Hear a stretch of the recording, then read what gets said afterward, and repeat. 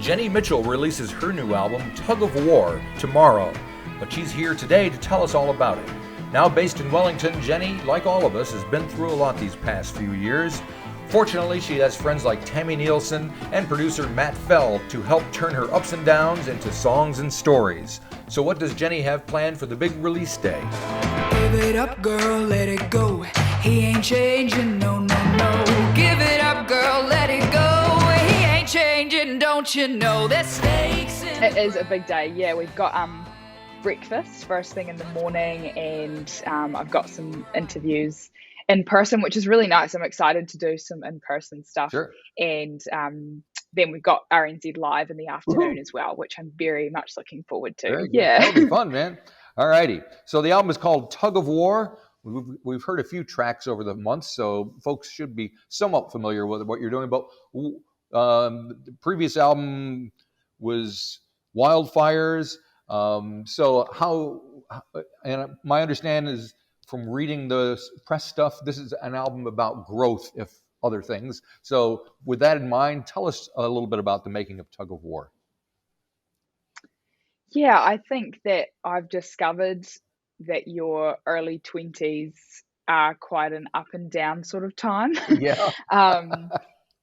And yeah, I sort of started writing this album thinking that it was going to be an album about new love and quite a simple album that I could explain and describe in one sentence. But so much has happened in the last couple of years, as it has for everybody. But I do think, big life events like I moved to the North Island, moved to Wellington, which was a pretty big move for me, and left a relationship. And then a couple of big life things, like I lost my granddad and watched my dad go through that experience, losing his dad. And I guess they are kind of often attached to your early 20s part of your life. Yep. So, lots of ups and downs. And it was, sorry, I just had a phone call come through. I'll just turn that off. That's all right. Lots of ups and downs, hence why the name of the album is Tug of War, because I have felt like there's been lots of different directions over the past couple of years. Okay. So with that in mind, do you feel like a different artist from when you made the previous record? I do. When I made Wildfires, I was 18. Right. And I think I had an amazing time, and I worked with the same producer, Matt Fell, who I love working with, and yeah, he's awesome. But I do think that probably the main difference was that I was worried about fitting into a certain sound category or a sound box. And with this one, for lots of different reasons, we had a lot more time to work on the album because we worked on it remotely because I couldn't get to Australia. And so I had months with some of the songs, listening back to them and thinking about what could be a good addition or what didn't quite work, which is a luxury that you don't always have when you're making a record. Yep. There was lots of, I think, interesting paths that I may not have taken had we been in the studio in 5 days trying to get it all done. So I think the main difference when I hear the two and think about the two is that I explored just some sounds that are maybe outside of the traditional country box or what people would presume is country music. Yep. Although so he does like his banjo, doesn't he? He does, and so do I. And I think I had a bit of that in Wildfires, but I really loved having that in there. And like Rod, who plays the banjo, he sort of plays it in a way that, I don't know, I really love the direction that he took with lots of different tracks. And I think it's a pretty beautiful instrument when it's played right. So what song did you start with when you started making the record? What came first? Lucy came first, actually, cool. Which is, that's one that's already out. Yep. And we started working on that remotely right in the middle of 2020. So right in that proper lockdown, no outside world time. And I had that song for a couple of years and just knew that I wanted to start this next chapter. Wasn't sure what direction it was going to take, but I knew that Lucy was going to be part of it. So we just, started with that one little song. I knew I was old when I heard you in the video about the making of the thing, having to explain to people who Lucille Ball was. Because, I grew up watching that stuff. I love Lucy, so. Lucy's got a pretty house and 2 little girls now and a man who pays all the bills.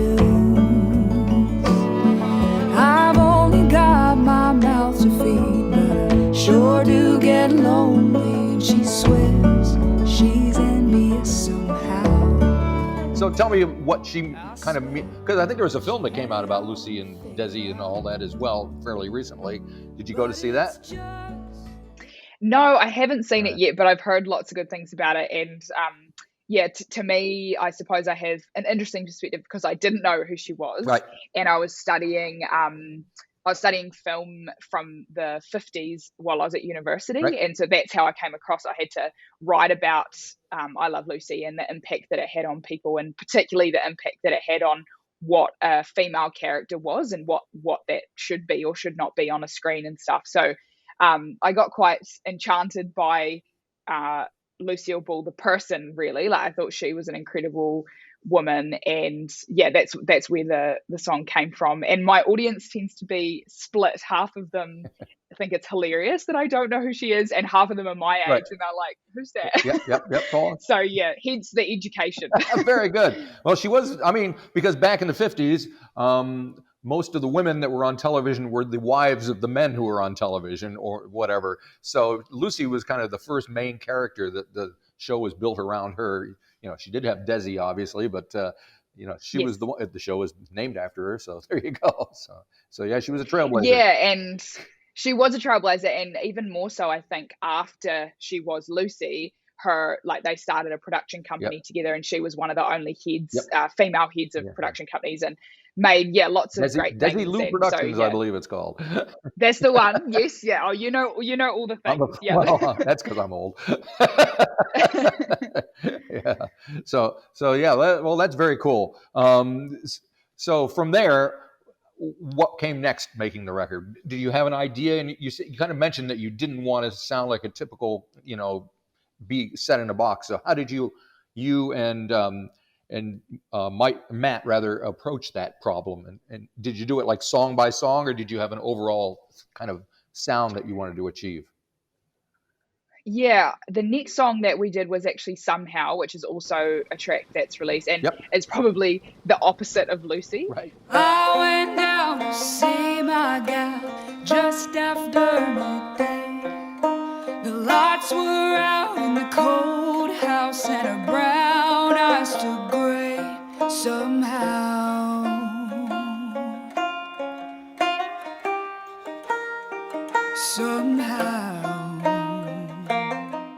When I look at the album, they are sort of the different ends of the spectrum. And so I actually was fortunate to get some New Zealand On Air funding for that song, for Somehow. And so that sort of made the decision for us that was the next song we were going to work on. And I think that was the song that set the tone that we were going to explore different sounds, because even my vocal is a lot more extravagant than some of my previous work, and a lot bigger than some of the other stuff I've done. So I wrote dramatic. we just dramatic. Yes, that's a good word to describe it. Yeah. And yeah, I love music like that kind of dark Americana thing. I've listened to a lot of that growing up. Right. But I hadn't really explored it so much in the studio or in my own music. So we just decided, okay, this is the song to try this out on, and let's see how we go. And so I think those two songs, Lucy and Somehow, set the tone. And then from there, we started working on like the collection of songs as a whole. Gotcha. Yeah. And speaking of videos, so you have a guy named Wade who seems to be your man. Do you go to? So what kind of discussions do you and he have about the making of these videos? Because Lucy has Lucy has someone playing Lucy, and somehow is a dancer in there. It's lovely. So there must be quite a bit of planning involved. Yes, I actually love the music video side of things, and Wade and also a guy called Braden, they are in a company called Scrambler that's based in Dunedin, and I've worked with them for a few years on different projects, and knew that I wanted them to be the team that did all of the videos this time around, which has been really awesome because we have this big picture perspective of how they all fit together and everything. And usually the ideas start with a coffee meeting, very important part of the process. Sure. So yeah, I really love coming up with the initial concept. Like Lucy, for example, is these 2 bedrooms that we built, or half bedrooms that we built. And I went to Wade with this idea that we would have 2 kind of like desks or bedroom desks beside one another. And so I sort of had the simple end of the idea, and I knew that I wanted to have that rotation style that's in the video. And I didn't know how we were going to do it, but I knew that's what we wanted. And then Wade is often the guy with the big ideas, and he said, well, let's just build a whole bedroom. Why not? So yeah, and the same with Somehow. I knew that I didn't want to be the main character of Somehow. I wanted some other way to portray that, and we knew that it is obviously the dramatic sounding song that it is. And so we just kept brainstorming and eventually landed on getting a dancer, which ended up being one of my very good friends from university, which was really cool. So there's been lots of awesome collaborations on this record. That's been one of the best parts of making it, I think. Right. Now, speaking of your university and collaboration, I saw that you studied gender studies in university. Is that right? So, which leads me to your collaboration with Tammy Nielsen and Trouble Finds a Girl. So tell me how, because Tammy's kicking butt and taking names these days. She's, she's all over the place. So how did you and her get together for this track? If trouble's gonna find you, it's gonna have to find me too. We'll throw that match together and watch it burn. If trouble's gonna find you, I've been down his road before, and honey, I've been keeping score, and it's trouble's turn to lose. Yeah, so Tammy and I have known each other for a long time. She has been a huge inspiration to me for pretty much my whole life, really. I think I saw her play for the first time when I was about 10 years old, and I think people maybe think that I'm lying when I'm saying that she is kind of the artist of my lifetime, but she, she is, and she knows that. We both know that it's true. I think maybe people think it's fake, but it's really not. And I used to drag my parents, beg them to take me to any Tammy Nielsen show within radius of Gore for years and years. And so, is there a radius of Gore? Yes, there is. It's very central, actually. Just around the big People fish don't that's in the know middle, that. I'm sure. Yeah. But yeah, we've known each other for years and been friends for a long time. And I had hoped that one day we would collaborate together. And the chance did come up to get in the room to write together. And I knew that this was the song that I wanted to write. And it's obviously about the Me Too movement that happened here a couple of years ago, I guess, and unfortunately was not a surprising time for people that are in the industry, because we all know that this stuff's been going on for a long time.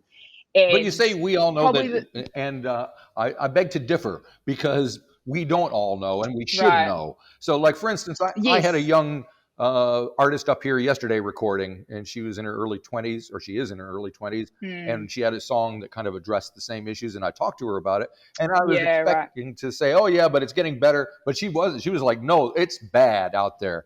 And she's had to deal with stuff, and I'm sure you have, and I'm sure Tammy has, and just all you folks, and it just seems like, what the heck, how does it change?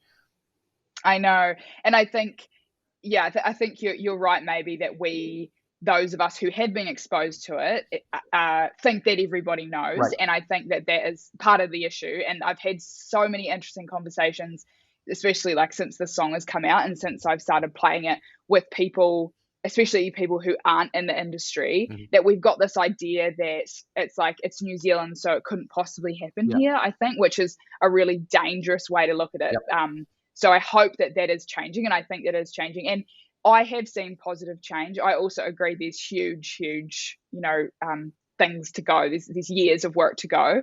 But I have seen change. Places like bodies like Soundcheck Aotearoa have been hugely influential in making spaces safer. And I think at industry events, just having someone to set the tone, I've heard pretty much every event that I've been to in the last couple of years since that big Me Too movement here has started the conference or started the festival with just saying that, like, it's any kind of misconduct is completely not tolerated here, and also given ways for people to get help in a way that is not scary or hard to do. And I think that's the big thing, is that in those spaces, like Song Hubs, which is actually where we wrote Trouble, that is a really good example.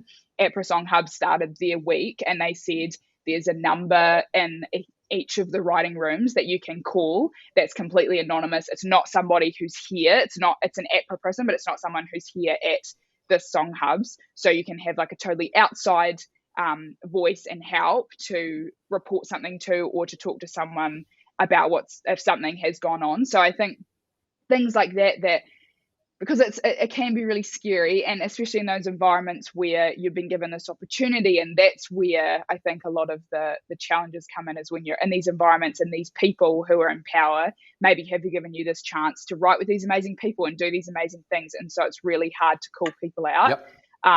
And it's also about other people around us calling people out rather than having the victim or the person that's being affected to do it. And I think I've had lots of really productive conversations with people about that on the back of trouble as well, Right. just about it's everybody's responsibility. You're right, because it'd be easy for me to sit here and go, oh, what happened to you? And you could tell me all these horrible stories, and it would feel like we're getting something accomplished, but really we're not. No.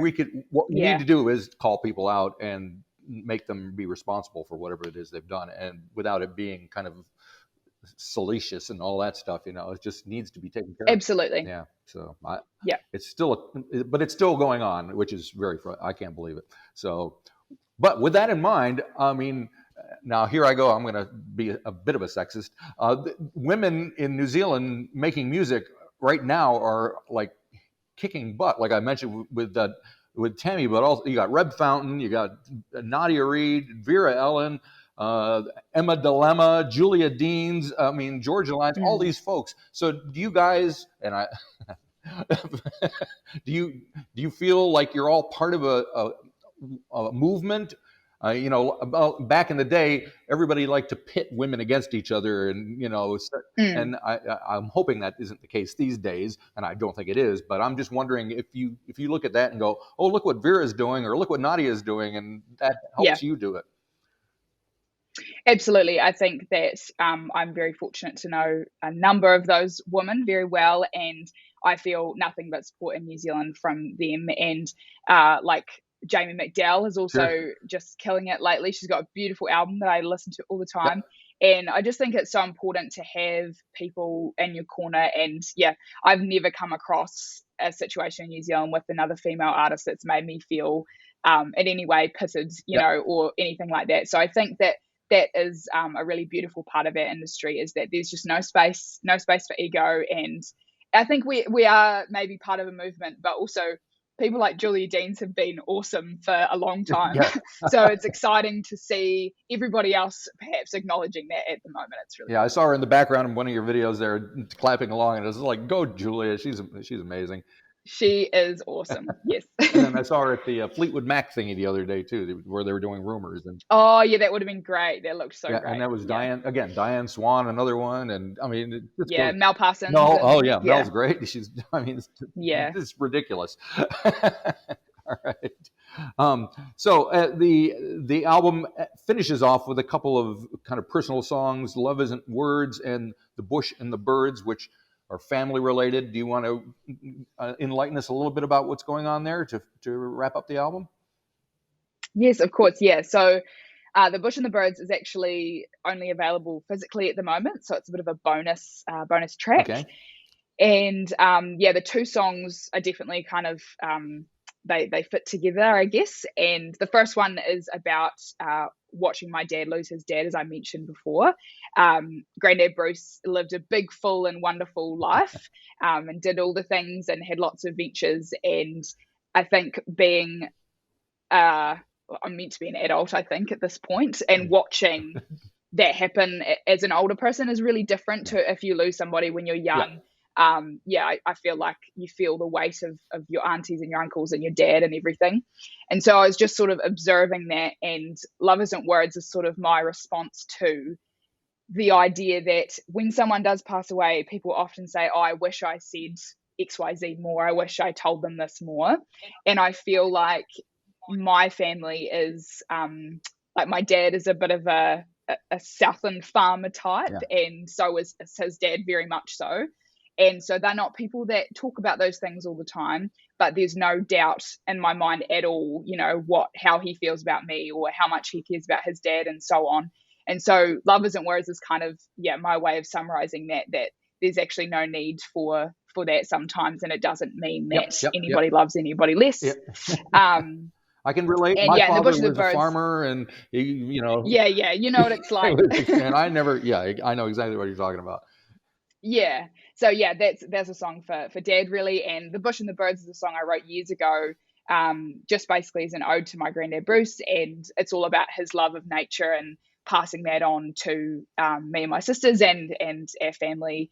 So it's a special one, and one that I didn't think would be released publicly. Like, it was just something that we had written, right.